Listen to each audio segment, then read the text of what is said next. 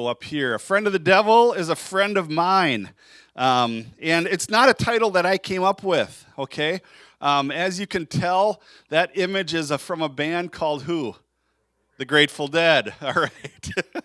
And so it's a message, it's a song that I've heard, growing up. Let me give you a little snapshot of my upbringing. Growing up, I believed and was kind of taught by youth pastors and everything that Grateful Dead was a heavy metal acid rock band, okay? Because of the imagery and the dancing bears and all of that stuff. And yes, it's true, Jerry Garcia and he has a very good ice cream, by the way, Cherry Garcia, Ben and Jerry's. But there was this perception of what the Grateful Dead was. And our house, we had cable later on, but basically, if we wanted to watch full-on cable TV, this was 1985 and 86, either had to go to Uncle Chuck's house, because Mary Jo, my cousin, always watched MTV, okay? I remember White Wedding, Billy Idol, all that stuff, and those videos. Back when MTV played music videos, to date myself. But also, I went to my friend Mario, okay, next door. His dad owns the pizza chains in Milwaukee, Ballesteries, all that stuff. And I remember, 85, 86, his brother Todd was into this band, Grateful Dead, and I'm like, ooh, that's an evil band. They're hard rock and all that stuff. And I remember watching a video. This video came on called Touch of Grey. Now, if you're familiar with Grateful Dead, this was like their MTV video. And I'm sitting there watching it, and I'm trying to put two and two together, okay, this is the same era, okay? And I know I'm a kid raised in a youth group, so I should be talking about Carmen, Sandy, Patty, and Amy Grant, but I digress on that. I remember I knew what Metallica's Ride the Lightning album sounded like, because that was that era, and I remember hearing a lot of other bands, and all of a sudden I heard this Grateful Dead. I'm like, this is far from heavy metal, okay? This is, and it was a funny video. They had skeletons dancing. The dog came running on stage, took the drummer's leg, and took off with it. There was a leg bone and all that stuff. And I'm like, really, this really isn't all that terrible. And then later on, I heard this song, and this confirmed the fact to me. And I'm not condoning the band. I'm not saying we should all go rush out and get their albums, okay? But one of the lyrics from their song came on. And I'm like, wait a minute, this has a lot to do with Christianity and how Jesus viewed people. And just to reiterate the fact that Grateful Dead isn't heavy metal, and to hear the first opening of this lyric, listen to this clip from the David Letterman show. It's about a minute long. Go ahead and roll that.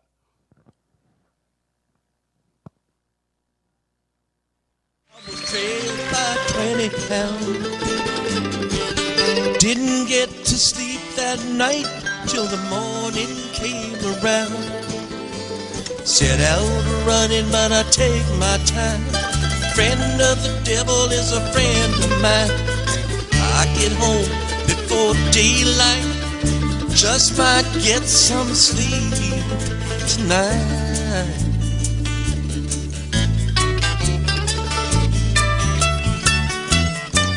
Ran into the devil, babe. He loaned me 20 bills. Spent the night in Utah in a cave up in the hills. Set out running, but I take my time. Friend of the devil is a friend of mine.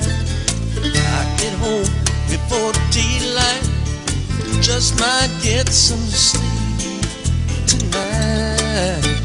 So there's your heavy metal band, okay? Sounds like something from the Cocoon soundtrack, or, it's just a bluegrass-style sounding group. And yes, I have no doubt, to quote Jerry in one of his other songs, that he was driving the train high in cocaine. Okay, Casey Jones, you better watch your speed. I have no doubt that Jerry was into all of that stuff. And I remember the day he passed away due to unmanageable diabetes and all that stuff. But those lyrics really got me thinking a lot lately. And I want to explain this to you, okay? Because let me throw down a little scriptural background regarding this. In Mark chapter 2, verses 13 through 17, it says, "Once again, Jesus went out beside the lake. A large crowd came to him, and he began to teach them. As he walked along, he saw Levi, son of Alphaeus, sitting at the tax collector's booth. 'Follow me,' Jesus told him, and Levi got up and followed him. While Jesus was having dinner at Levi's house, many tax collectors and sinners were eating, like how they're all clumped together. You know, sinners and tax collectors, the scourge, were eating with him and his disciples, for there were many who followed him. When the teachers of the law and let me just stop there. It says, while Jesus was having dinner at Levi's house, many tax collectors and sinners were eating with him and his disciples, for there were many who followed him. Unbelievers and believers were following this guy because, as T.S. Eliot once said, light yourself on fire and people are going to come to watch you burn, okay? In other words, if you got something to say and you're living a different way, people are going to follow you no matter what their stance is, and this was the case. And so when the teachers of the law, who were Pharisees, saw him eating with the sinners and tax collectors, they asked his disciples, why does he eat with tax collectors and sinners? On hearing this, Jesus said to them, it is not the healthy who need a doctor, but the sick. I have not come to call the righteous, but the sinners. So this passage solidifies a few things for me. I'm reminded of the words of the Apostle Paul, who said, listen, I become all things to all men so that I can lead them to Christ, is the paraphrased version of that. And here, Jesus is literally, he has this following from believers and unbelievers, and he decides to sit down with tax collectors and sinners and have a meal with them, have conversation with them. This trickles over into a lot of areas of our life in regards to being there for people that may not even know who Jesus is. The fact is, and a lot of you come from the bar life, okay, you've lived the bar life in your past and stuff like that. I've oftentimes believed and stated that if a church really wants to learn how to function properly, to be there for each other and to serve each other, one just needs to attend an AA meeting once in a while to understand what it's like to be there for one another, okay? I'll take it one step further. This church used to do a ministry called Church at the Pub, okay? And it was a ministry where probably every other week, whoever wanted to come, of course, we encouraged people that were recovering not to attend because of temptation, but we would gather together down at the Paca Pub before it was the pub, because friends don't let friends grab bad buns. Okay, anyways, that's why I made that meme this week on Facebook for Radiant Fellowship. But we would gather together, and we would just have conversation with the folks, the patrons that were there. It was an interesting time. It was an eye-opening thing for me. I never grew up in the bar scene. My parents never did. Even in my single years, youth pastor years, all of that stuff, I never went to bars, but it boggled my mind a little bit. That here's a group of people, you don't even know who you're sitting next to, and you're just talking about your week. You're talking about how things are going. And there was a moment where the bartender, who I still know, she works out at the Iola Century, she didn't really know me at all. And this was when Pastor Bob Beeman was with us. He attended one with us as well.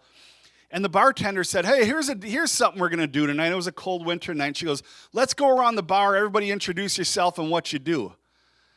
Now, I'm not brought up in the bar life, but I'm guessing that's not the normal thing to happen at a bar. Okay, this isn't third grade that we're in. Everybody state yourself, you know. And whenever I'm in a moment like that, I like to break the nervousness of it. And so I'm always, I'm Bob, I'm 6'4", I like long walks on the beach, things like that.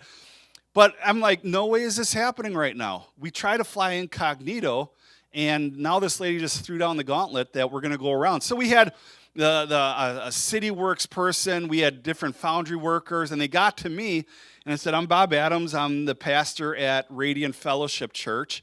And it was just one of those moments where you hear like old Western beer bottles hit the tabletop, and they're looking at me.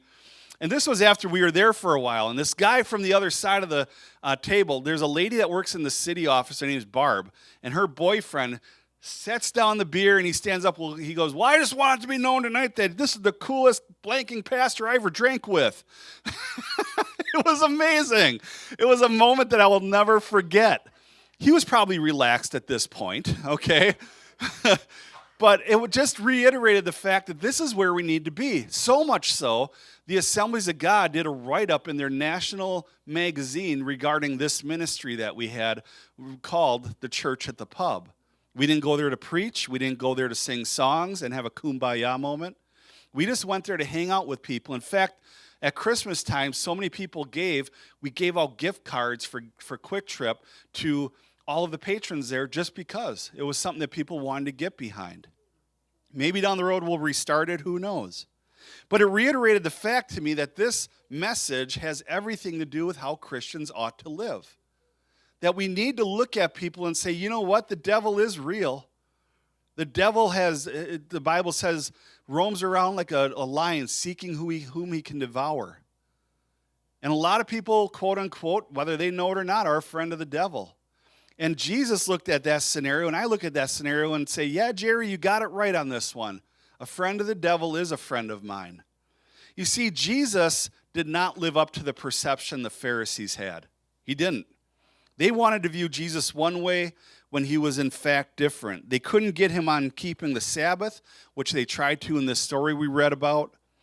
In fact, he met with a woman at the well. He went to bat for those that did not know him. Guys, this is why I put up on Facebook, and I realize I refer to Facebook quite a bit, but a lot of good ministry happens there and a lot of good conversation. That's why I put up on Facebook that I love conservative talk radio. I do. I enjoy it, okay? However, I don't let that trickle over into my attitude and how I view people. I have segments that I agree with. I'll let you know one segment I don't agree with. When people refer to politicians on both sides of the fence with made-up schoolyard names. That really bothers me, because every once in a while you get somebody who calls in who's a 13-year-old boy. I remember this distinctly on one of the news stations here in our state. And he was 13 years old. He was in junior government. And I'm thinking to myself, you're calling into a place where they're referring to people on the Democratic side by schoolyard names instead of by their real names. I'm like, what kind of example is that setting for this young man? And I look at that, and I put in this post, I said, you know, Jesus never referred to the lady at the well as Sleep Around Sally. However, that's probably what we would call her today on talk radio. And it really kind of irritated me a bit. And a few people commented and said, wow, I actually went along with it, but what you said makes a whole lot of sense. Why? Because a friend of the devil is a friend of mine, and we got to view people the way Jesus viewed people. If it's, you know, have your own opinion. I have my own opinions about Dr. Fauci, but in my mind, it's Dr. Fauci. Okay, I'm not going to call him Fauci. I'm not going to call him all these other Der Fauci, you know, all of these things. Because I tell my son, and he has done it before, don't call people names. And if I do that, or if I listen to a show that reiterates a lot of my beliefs, and they do it, what kind of example is that setting? And Jesus would have, I don't think he would have ever done that. However, he went to bat for those that did not know him. In John chapter 8, verse 7, it says, when they kept on questioning him, he straightened up and said to them, and he straightened them up too. That doesn't say that in Scripture. But let anyone who is without sin be the first to throw a stone at her. And so to keep with our yearly theme, he was nice. I think that's what we need to be as Christians. We need to be nice. When we had, years ago, we had somebody on our staff that was struggling with AA. And we had to make it known to the church and all of that stuff. We weren't going to kick the person off or anything at that service or anything. But to drive the point home, if you remember, there were all the chairs set up. Then right in the middle, probably right where Tom is sitting, there was a table with a pile of stones. And we told the news about our staff member, and then I went into a sermon on, if you're without sin, go ahead and cast the first stone. Jesus always went to bat for people that didn't have a relationship with him. He was nice to those that did not know him. The Pharisees, not so much. You whitewash sepulchres. You make them twice the sons of hell you are. And on, he said to these Pharisees, because they were setting the bar so high on what it is to be a Christ follower that they weren't even attaining to that. And Jesus called them out. He didn't call out the lady at the well. He didn't call out the demon-possessed man that ran up to them in his birthday suit, okay? He didn't do any of that stuff. He had nothing but compassion and love for them. You see, our church has had a way of upsetting the Pharisees. When we did church at the pub, oh my. I never heard any complaints, but a lot of other pastors did on my behalf because they didn't want to come to me. Maybe for some reason, if we go to the pastor at our church and complain, that'll help. It didn't help at all. Years ago, Tammy, Sue, you're going to remember this, when we had the 40-foot tall blue elephant on top of the church. Okay, as an inflatable elephant from the XXXchurch.com. It's a ministry to help people deal with porn addiction. They did a national Sunday message, and we happened to get the elephant shipped to us because it was available. And on the elephant, it was said, "Confronting the Elephant in the Pew, National Porn Sunday." Hey, you know what? There's a guy that used to do sound effects. His name was Mr. Sound Effects, and he did his stage show in Wisconsin Dells. And his famous line was, "If you're going to make a scene, be seen." Okay? And we were seen, all right? It ticked off the Pharisees, but at the same time, man, I remember it was Doug and Ben and myself and maybe Mike and others. We were putting this thing up. People were stopping, almost caused an accident right out here because this elephant. And people were coming up and saying, "Can we climb up the ladder and get our picture with this, a selfie and stuff?" We're like, "Yeah, go ahead." I didn't really understand church insurance at the time, so I just said, "Yeah, go for it. You can climb a ladder, do it." And it was a phenomenal thing. It ended up in the paper. But serving with the Rock, church at the pub, our church has always upset the Pharisees. Let me share one other story with you. There was a lady that owned, when they first opened, the Landing Strip here in town. Okay? Strip club. And during that time, I found out about that and others. I'm like, man, how is the church going to reach out to these folks? I literally sent a letter to every bar owner and the strip club saying, "You know what, we're here for you. I know that your choice of profession may not make you feel welcomed in churches, but you know what, we're here for you, and I realize you have spiritual needs that need to be met. If you ever need someone to talk to, we're here for you." A year later, this lady that owned the strip club called me on the church phone. She was going through a horrendous storm in her life because of what her kid did and said, "Can you help me?" A Pharisee would have never done that. Our church did that. And it wasn't much later, remember the first Sunday in January of the next year, because this happened in December, she walked through the doors and gave her heart to the Lord and left as the owner of that place. I don't know what she's up to now, but I pray for her often. You see, that is something that a Christian must understand, however, is that Matthew chapter 26, verse 41, "Watch and pray, so that you will not fall into temptation. The spirit is willing, but the flesh is weak." And so people will say, "Isn't there temptation when you go into a bar and have church at the pub?" For me, not. I was known as the pastor. "You want another root beer, pastor?" That was the joke. But for others, that could have been a struggle. That's why Jesus said, "Watch and pray that you don't fall into temptation." We saw that outbreak a couple times over the last 17 years that I've been here. People in the community, someone gets divorced, all of a sudden one of their friends are like, that actually doesn't sound too bad. And so they end up getting divorced, and on it goes. This is that verse being lived out. Be careful when you're serving people like this that you don't fall into temptation. Know who you are in Christ. It wasn't even a thought on the radar for me to have a drink at church at the pub. Well, Mountain Dew and root beer, and I tried a pickled egg. Oh, okay? It's awful. An egg should not snap when you bite into it, okay? But you know who you are. And that's why even today I don't put myself in some scenarios because I know my limitations. But what is meant by that? This week I had a conversation with somebody. You saw the Facebook post potentially. A guy named Howard Stern, okay? And he's strong against Christians. He's strong against pastors. He lumps everybody into the Pat Robertson group, okay? That's not who I am.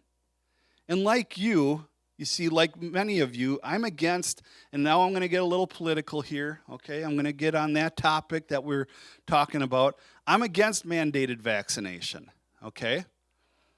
I'm just like I think it's an overstretch of government. And though I don't smoke, I was against mandated smoking ban in all areas, all restaurants. Why? Because number one, I don't like smoking. I would probably go to a different restaurant if someone was smoking in it. However, I saw it as a severe overstep of government, okay? And so I don't know how many pastors would say they were against the smoking ban, but I was because I saw it for what it was, okay? But like many of you, sitting here watching online, I am vaccinated, okay? No different than, the people that are riffing against mandated vaccination. Dan Bongino, he's vaccinated. Sean Hannity, he's vaccinated. But I stand with them and saying, I don't think it should be a mandated thing. I think that's a personal choice. Will that affect my friendship with somebody, whether they're not they're vaccinated? Absolutely not. No. Would I push my thoughts and everything on them? No. Okay? I am the type of person that I get along with everybody. I have a cousin that's a high-end executive in the Chicago area. He lives a gay lifestyle. He knows we don't agree, but we message each other often on Facebook. Jim and Tammy Faye Baker's son, Jay Baker, he pastors a church in the Twin Cities that's gay affirming. Okay, does that mean that we get along because no, we understand there's differences. During the time of everything with Scott Walker and going on in our government regarding gay marriage and everything, there was a lot of heated debate about that. My philosophy has always been, instead of just slamming the person, let's talk to them. And so I had my friend Matt sit right here, and he was the manager of a Walgreens in Milwaukee, but Matt got saved in my Bible study in high school. And Matt calls himself a Christian. It's not for me to question that. But he's also living a gay lifestyle. He was the first gay person to get married in Milwaukee when it became legalized. And I said, Matt, would you come join me on stage and talk about not political stuff, sin issue aside, can you help us understand how to love each other better? I'll help you, you help me. And it was a beautiful service. We didn't condone, but we loved, okay? There's a big difference. Just because you love somebody doesn't mean you condone it. Okay? And then it happened about 2 years later. There was a big upheaval. See, I grew up in Milwaukee. I worked with a lot of Muslims, good people. I had a few friends. Arvid was one of them in high school. But there was this whole upheaval all of a sudden where Muslims were pushed to the forefront of the news stories that in America, Sharia law is going to break out and everything. I'm like, okay, well, let's dial this back a little bit. Let's hit this topic head on in church. So I hit up one of the leading doctors at the Marshfield Clinic, St. Joseph's in Marshfield, who happened to be a board member at the mosque in Marshfield. And he had me over with a couple of his board members for Christmas lunch at the mosque. And I was already in Nakusa, so I went up to Marshfield and had dinner with them. That weekend, here he was on stage, and we talked about how we can love each other better. It was a beautiful moment. Again, he wasn't pushing Quran on us. I wasn't pushing the Bible on him. We just need to talk about how to live as civil adults and living out for us the love of Christ to others. Again, not condoning, but all this. So I don't preach this because it's a personal choice, and I don't pass judgment on anyone that is for or against it. However, when I heard Howard, and I have Sirius in my car, and I like to just poke channels, scan. I ended up on a Joel Osteen channel once. It was crazy. I don't listen to him, but he was talking about churches that are struggling and how they managed to get beyond everything. And I called in and I told him my story. I told him we had to restart this church with a mortgage and about 8 people at the most. He was like, oh, wow, And so Howard was bashing, and all this stuff. I'm like, just for a kick, it says 833 Stern Show right on the Sirius XM. I called once, it was busy. I called a second time, it rang. I'm like, it was almost like the first date thing. Click, I don't know if I should hang up or not. And I got on, and the guy answered, and, he says, well, we'll try to get you on if we can.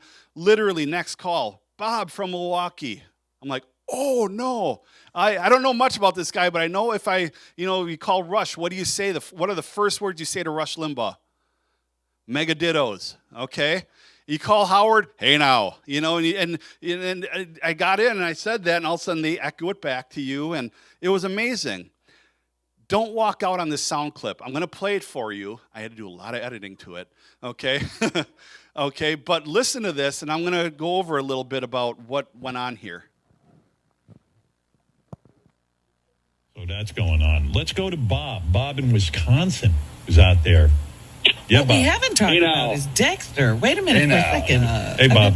What up? Hey, how are you doing today? I'm fine. Good. Yes. I just wanted to thank you and Robin, vaccination in my profession, and I realized the unlikely profession to call into your show. There's a lot of opposing voices, and I decided to get my vaccination a couple months ago, and you were the catalyst for that. What is your profession? I am a pastor. I figured. Well, And, let me tell you, you know, something. You're a smart man. I know people who still are not vaccinated, and they're playing with fire. Now, anyone I know, and COVID's everywhere, they've They weathered it with little impact. It really was something I wrestled with early on, but What do you? Only 62% of the country is fully vaccinated, which is so bizarre to me. I can't even describe to you. But what is it that would have prevented you in the beginning? Like, what did you think? The government was out to get you, or what was going through your head that you waited so long? people peg you one certain way, and there was a little uncertainty. It was all new and stuff, and it just really, we were hemming and hawing about it, and finally I just told my wife when she got home from work, I said, you know what, I made the appointment, I'm going in, my dad got it, boosted, and it's just something that we need to do, and we did. Now, Bob, the question for you as a pastor is, would Jesus have gotten vaccinated? And the answer is, for me, yes, Jesus would have been vaccinated. Yeah, the thing is in your profession, you get, radio DJ, you get pegged as, you get grouped in with all these other people, maybe not these days, but as a pastor, I get grouped in with Pat Robertson and stuff like that, and Greg Locke and all these other ones, and it's like, that's not who we are, that's not who I am, and, Good. It's one of those things you got to look at and be like, man, those people are off their rocker. Well, here's the question, though, Bob. Will you tell your flock? Will you tell your flock to get the vaccine, or will you be afraid to tell them? I'm glad you asked that, because I finally made it known that I did get my vaccination, and I lost people, to it, because I'm now a Biden supporter or whatever. They, all sorts of stupid arguments. So I did tell them, and people that ask, it's that I just simply say, yeah, I'm vaccinated, and I think it's a good move. The fact is, all your Fox News hosts, they're vaccinated, but of course, and stuff, Fox won't even let you into the building without being vaccinated. That's the thing. Right. It's mandatory you get vaccinated. There's no nonsense. I wholeheartedly believe, and there's churches all over that say, we live by faith, and take off your mask or you're not allowed. I wouldn't even step foot in a church like that. No, you'd have to do We'll be Zoom. dancing with snakes next week. Right. Well, let me tell you, Bob, you should listen to this. I'm going to have Chris Wilding come on. And you should listen how it can end really badly when you don't get vaccinated. Thanks for the call. Chris, do that package we've been sitting on. Okay, so we still friends? Here's the deal. Now, if you noticed, he said they're playing with fire. Notice the lack of words would prove my point. I didn't agree with them on that. Okay, when he said, "Will I tell my flock to get the vaccine again?" No, because I don't agree with any pastor, boss, etc., telling people what to do. With all the surgeries I've had, and I have an appointment tomorrow to get some things looked at, I realized this is what I needed to do for me, okay, and to help protect against, others and stuff like that. So I realized that's what I needed to do for me because of the path I'm going down health-wise and all of that stuff. But you notice when he said Jesus would have gotten it, what was my response? Dead air. And I said, yeah. And then I went into my point. My yeah was to emphasize my point. I didn't agree with him on that either. He's Jesus. He's not going to get it, and it's not going to. What's that? Exactly. So, but my philosophy was this. When I got off the air with him, I'm like, I am one of the first pastors that I know of that didn't tick him off. And now you don't forget a caller like that. You don't forget a conversation like that. And before all of this, I've read articles. I stay in touch with the pop world that he is outspoken on this topic. And for me, he made a couple of good points as he has aging parents himself in the 90s. But I looked at it and I'm like, Okay, well, and he's definitely what would be called a moderate, believe it or not. I mean, in some other articles I've read of him, he wholeheartedly believes he believes in concealed carry and all of that stuff. Okay, but on this topic, I'm like, okay, I'm going to call in, and I'm going to go to bat. And I don't agree with churches that say take off your mask, all that stuff. We don't know what immune compromised stuff we have and everything like that. And there's a lot of churches out there that do that. And so I tried to come out from a level-headed approach. I could have came out guns blazing and all of that. Then I would have been just another casualty of Howard Stern.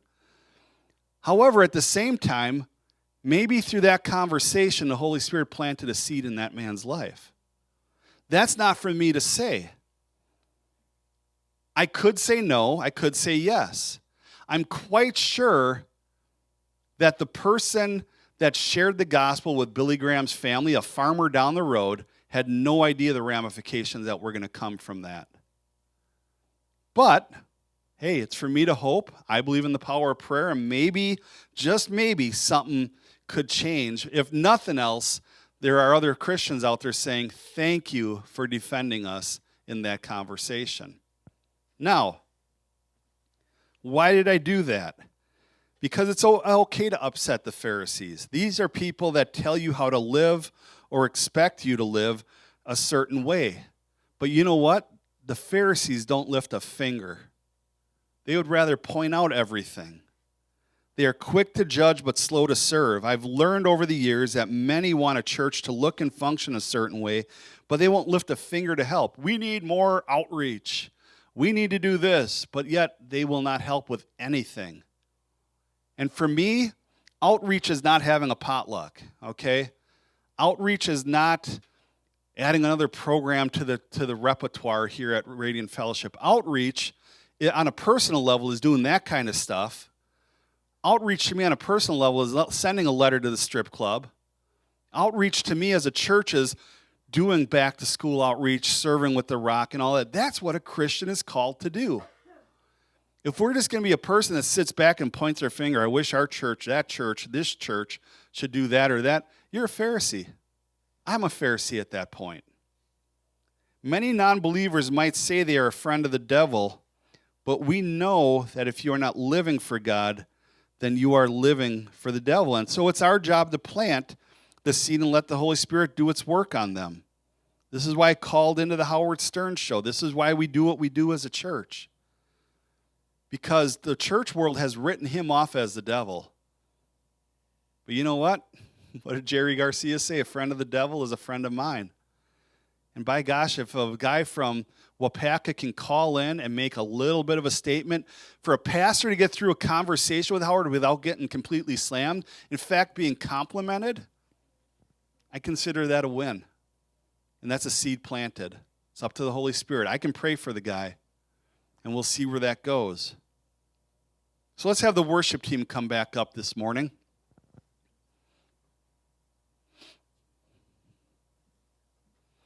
As we get ready to close out service, again, chances are a lot of my stances are the same as yours. They really are. And I was praying a lot. Should I play that interview or not? But I'm glad I did. Because it shows that, you know what, as a Christian, the old church world would call it going into the lion's den. Like, you're going to put yourself in that scenario and have a conversation with a man who is clearly Antichrist and talk about these things? Absolutely. As I told one friend, I'm a pig in mud in those kind of situations. You give me the opportunity to talk to somebody, I'm in. I will go for it. But I will do it in a respectful way. I will do it in a way that, you know what, this person needs Christ. And you know what? I don't see too many Pharisees doing that kind of stuff. But I think that's what Jesus would do. And we need to look at people that don't know who Christ is, not be offended by it. Did you see the headlines this year? Who else started dabbling in Christianity? Of all people, Marilyn Manson. He went to a prayer meeting with Kanye West. I'm not saying that he's the picture of what discipleship looks like. Far from it. But he went to a prayer meeting. And he got photographed at this prayer meeting. And why? Because someone reached out to him. And so we have to look at people that way and say, God, they're just a person that's in need of a relationship with you. If I can compliment them a little bit, like Howard, find some common ground, pat him on the back a little bit, and then share my thoughts, that's a win. That's what it's all about. Jesus, when he would go and serve people, he found common ground. He didn't start throwing stones. He found common ground first, and then he pointed them into a way that, you know what? Not all callers need to be belligerent Christians. When we talk to somebody at the bar, no, he doesn't need somebody pointing a finger at them. No. He just needs somebody that comes alongside and says, I'm here for you. And then as my uncle, who wrote many books, said, let me point you to my friend named Jesus. Maybe that day will come for him in some kind of way. Who knows? But as Christians, we're doing our part, aren't we?